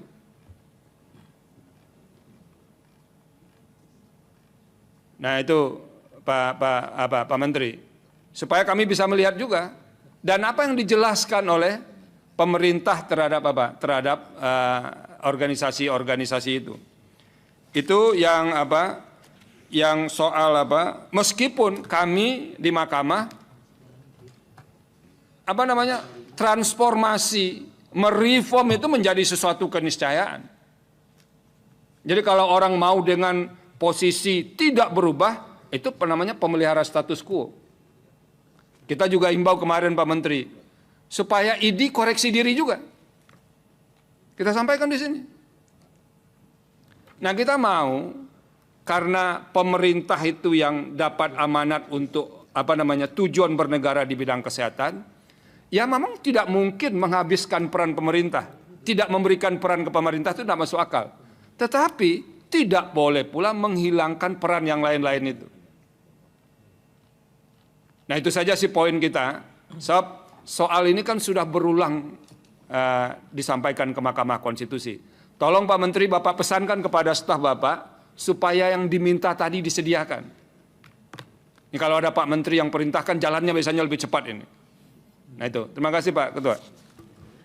Baik, sudah habis dari Hakim, Pak Menteri dan dari pemerintah. Nanti supaya ditambahkan dalam keterangan tertulis Pak, karena tadi ada permintaan yang hari ini tidak atau belum disampaikan, yang intinya kejujuran, keterbukaan itu supaya kenapa hal-hal lama itu kemudian tidak dipertahankan, mungkin ada sesuatu yang disembunyikan yang belum disampaikan tadi. Itu oleh karena itu kami lebih memilih untuk keterangannya nanti ditambahkan dalam keterangan tambahan tertulis. Sekalian sedikit saya dari saya Pak Menteri, kalau peluang dapat organisasi itu lebih dari satu, saya tidak melihat desain kode etik dan majelis etiknya seperti apa ya Pak? Apakah satu kode etik dan majelis etik, ataukah nanti masing-masing organisasi karena merujuk pasal 28 tadi kemudian bisa semaunya sendiri membuat kode etik dan majelis etik? Sehingga nanti ada dokter di organisasi lain yang sudah pernah dikenakan sanksi bisa masuk di organisasi yang satunya lagi, seperti dimungkinkan advokat misalnya tadi yang disampaikan yang mulia Pak Arsul tadi. Itu kan sangat berbahaya karena standar ini kan harus satu, kuat dan harus erat, sebenarnya kan begitu, karena tidak boleh ada multi standar karena ini berkaitan dengan soal nyawa orang kan, nyawa manusia. Kemudian yang kedua dari saya Pak Menteri, sebagian keterangan tadi kalau saya cermati sudah argumentatif ya keterangan tadi. Tapi Nah, barangkali ini pernah yang disampaikan para hakim di persidangan sebelumnya. Apakah memang ada peraturan-peraturan pelaksanaannya yang kemudian bermasalah, Pak Menteri? Nah, kami mohon diberikan inventarisasinya, berapa perkara yang diuji di Mahkamah Agung yang menjadi peraturan organiknya daripada undang-undang ini, Pak. Nah, ini barangkali kemudian ada pembelokan-pembelokan, dalam arti dalam tanda petik ya, pembelokan-pembelokan di aturan pelaksanaannya. Meskipun ini bukan menjadi kewenangan MK, tapi paling tidak kita ingin tahu originalitasnya, norma sebenarnya seperti apa. Itu. Mungkin itu saja dari saya tambahannya Pak Menteri. Atau sementara kan ada yang disampaikan, silakan. Boleh. Singkat-singkat nanti sebelum ditambahkan secara tertulis.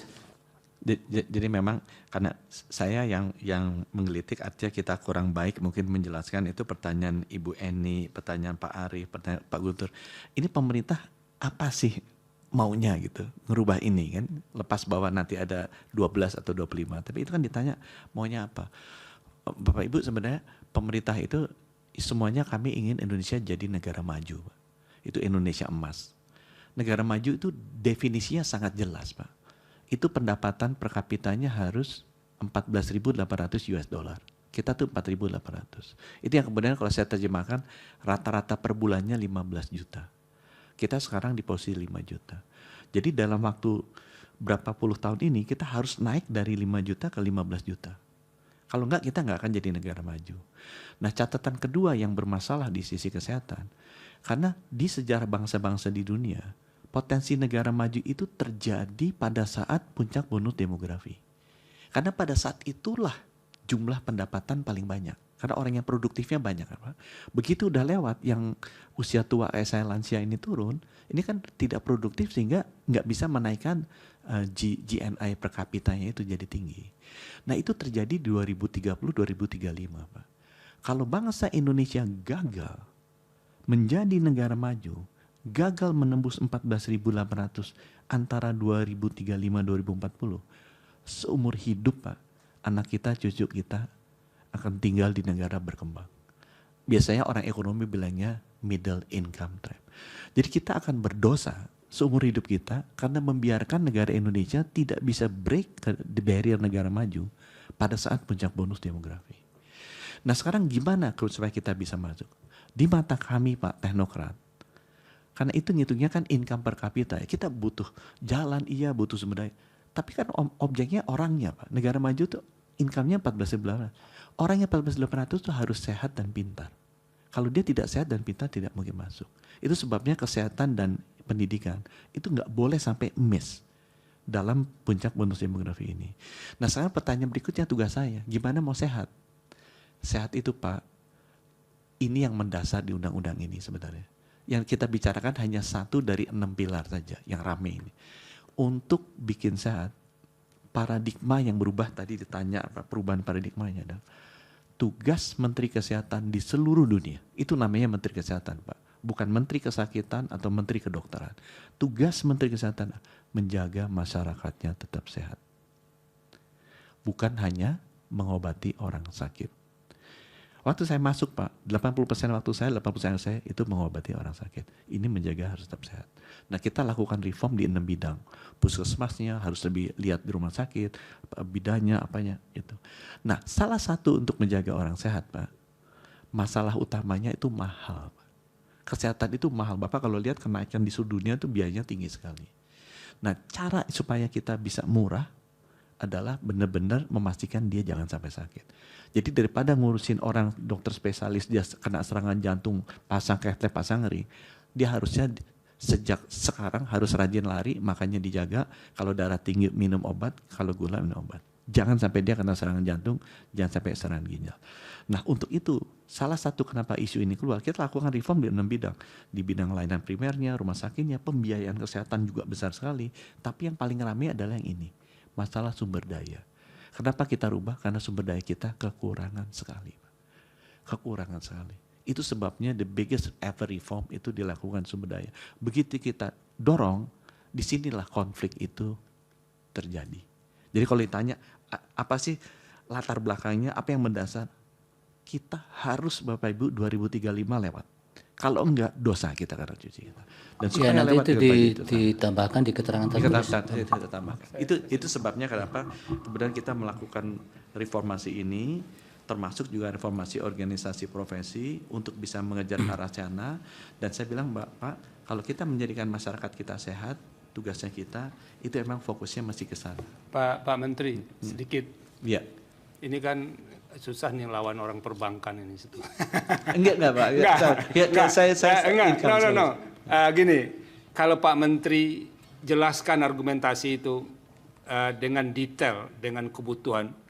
Pertanyaan saya kan dengan penjelasan Pak Menteri tadi, apakah reformasi institusi di bidang kesehatan itu dilakukan karena ada hasil studi yang mengatakan institusi yang ada selama ini itu tidak akan mendukung transformasi kesehatan ini. Pak Menteri bicara terus terang aja, nggak usah berbelok-belok juga Pak. Ini forumnya terbuka ini. Sampaikan aja. Makanya tadi saya minta tolong dong datanya yang membuktikan itu disampaikan ke kita begitu. Ini Pak Sekjen di sebelah itu sudah senyum-senyum itu. Gitu. Sampaikan aja Pak. Kalau di DPR Bapak mungkin kena marah, di sini Anda akan dimarahi kok. Jadi memang Pak, nanti saya janji saya akan sampaikan data-datanya semua yang ada hasil dari riset akademisnya kita ada. Mungkin satu lagi yang terakhir yang saya sampaikan Pak, bahwa memang banyak sekali pertanyaan ini multi bar single bar. Itu tadi saya rasa juga itu selain asmabul tadinya ini single bar multi bar. Pak, sebenarnya di tahun 2004 atau 2004 yang konsil itu ya, 2004 ya. Saya merasa itu hebatnya teman-teman perumus undang-undang udah lakukan. Pak, supaya nggak ada perbedaan etik, nggak ada perbedaan standar pelayanan, profesi, orang masuk blacklist di satu bisa masuk ke yang lain, itu kan, itu justru harus satu kan pencatatannya. Nah itu dibikin yang namanya konsil, dulu namanya Konsil Kedokteran Indonesia, sekarang kita rubah, namanya saja dirubah, Konsil Kesehatan Indonesia, ini report langsung ke Presiden Pak. Hanya melalui saya.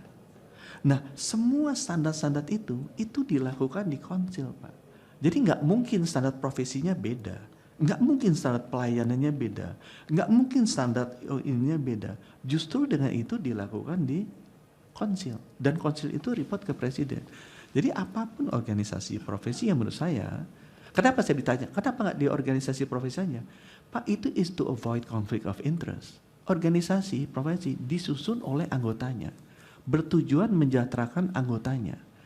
Nah, kalau keputusan dari konsil dan kolegium bersinggungan dengan kepentingan masyarakat, interest masyarakat, pasti akan kalah, Pak. Dan itu yang kita lihat beberapa kali. Hemodialisa contohnya, saya bisa kasih contoh lebih banyak dari itu. Bahwa kompetensinya, demi anggota kita supaya lebih banyak, kita kurangin, yang bisa melakukan ini aja. Akibatnya kan masyarakat tidak terlayani. And masyarakat doesn't have a representative voice untuk bisa melakukan perlawanan itu karena tidak ada representasinya di konsil di bawah organisasi profesi. Ya, nanti ditambahkan. Itu nanti saya mau jelaskan. Ya. Jadi mohon maaf kada kepanjangan Pak, tapi ya, sebenarnya bagus sudah ada dialog walaupun singkat. Mudah-mudahan nanti bisa diteruskan. Anytime saya dipanggil oleh Mahkamah Konstitusi, hakim-hakim, saya pasti datang. Dan ya, setiap sidang yang dipanggil kan menteri seharusnya. Tidak pernah. Menteri yang lain juga. Kami senang kalau Pak Menteri selalu bisa hadir, nanti bisa langsung dialog dengan persoalan-persoalan yang dihadapi oleh pihak terkait dengan dari pemohon juga, jadi bisa langsung direspon. Baik, jadi memang mudah kalau kalau multi nanti kemudian di draft dengan mau konsil, mau kolegium, tapi apakah semudah itu Pak? Kalau sudah ego sektoral, yang namanya organisasi lebih dari satu, apakah gampang mengatur organisasi satu dengan lainnya itu kemudian satu pintu itu yang pekerjaan Pak Menteri apa enggak tambah berat nanti itu? Itu outcome-nya itu menghasilkan satu standar berkaitan dengan nyawa orang itu masalahnya.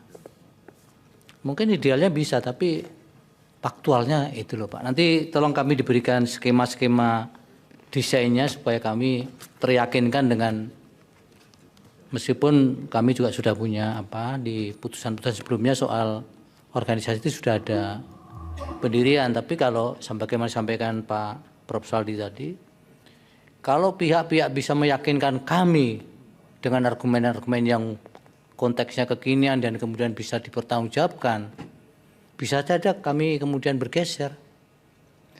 Itu Pak, tapi kalau tidak, selama ini memang MK selalu konsisten dengan pendirian-pendirian sebelumnya. Nah, oleh karena itu hanya bapak-bapak semualah yang bisa mempengaruhi bagaimana hakim ini bisa kesetrum nanti kemudian bisa bergeser pendiriannya jika menginginkan itu.